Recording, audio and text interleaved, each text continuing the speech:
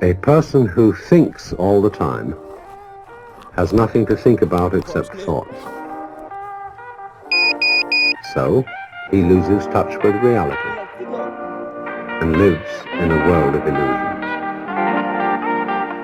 By thoughts, I mean specifically chatter in the skull, perpetual and compulsive repetition of words, of reckoning and calculating. I'm not saying that thinking is bad. Like everything else, it's useful in moderation. A good servant, but a bad master. And all so-called civilized peoples have increasingly become crazy and self-destructive because through excessive thinking they have lost touch with reality. That's to say, we confuse signs, words, numbers, symbols, and ideas with the real world. Most of us would have rather money than tangible wealth, and a great occasion is somehow spoiled for us unless photographed.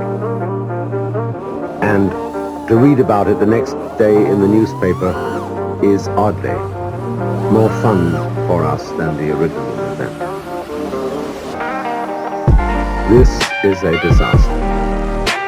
For as a result of confusing the real world of nature with mere signs, such as bank balances, contracts, we are destroying it. We are so tied up in our minds that we've lost our senses. Time to wake up.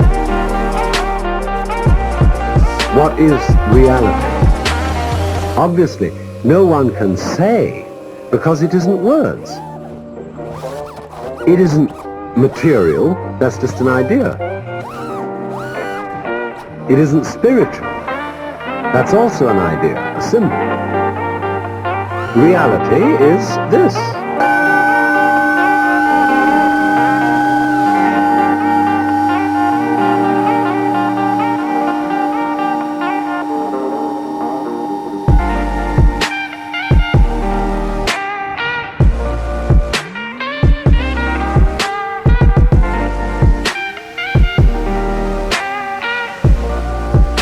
Realize that anybody whom you consider in matters spiritual, psychological, and so on as an authority has this authority because of your opinion,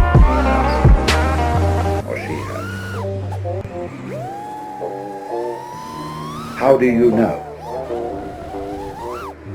If you say, for example, like a Protestant fundamentalist, that you believe in the Bible, that the Bible is inspired, or you may say as a more liberal kind of Christian that Jesus Christ is the greatest being that ever lived on earth. How do you know? It's your opinion that that is so. Lots of people may have told you so, and you may be very impressed by those people, but you bought it.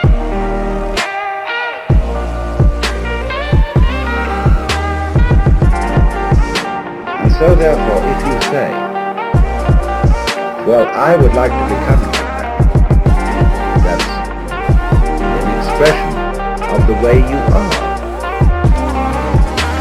You couldn't feel, I would like to become like that, like the authority, like the Christ, except as an expression of the way you are now. And the way you are now is the quaking mess.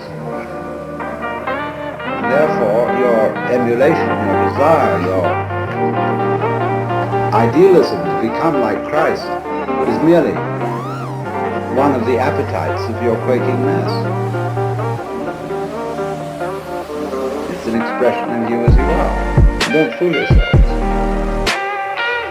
I'm not trying to put you down by talking about the quaking mass. The quaking mass may be in fact something very, very natural. The way we are, the state of affairs.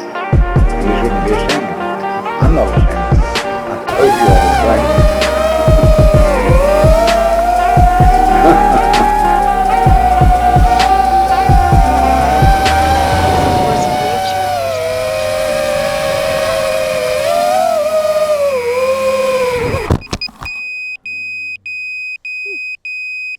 Yeah, battery low.